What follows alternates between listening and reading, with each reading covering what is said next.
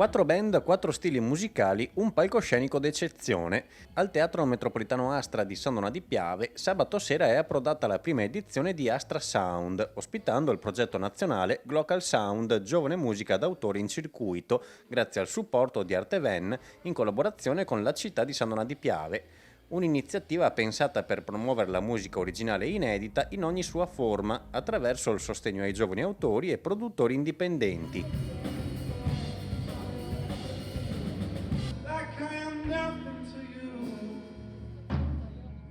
You have treated me like a toy. A promuovere il progetto sono i circuiti multidisciplinari di Piemonte, Marche, Toscana, Lombardia, Emilia-Romagna, Sardegna, Veneto, Lazio e Puglia. Un'occasione dedicata ai giovani musicisti e alle loro composizioni, senza limiti di genere o stile, dalla musica colta alle sonorità contemporanee e al jazz, dalla popolare all'elettronica, in una generale ibridazione e commistione di forme. Obiettivo dello showcase è la creazione di opportunità per la circuitazione della musica delle nuove generazioni, quale strumento identitario e di aggregazione.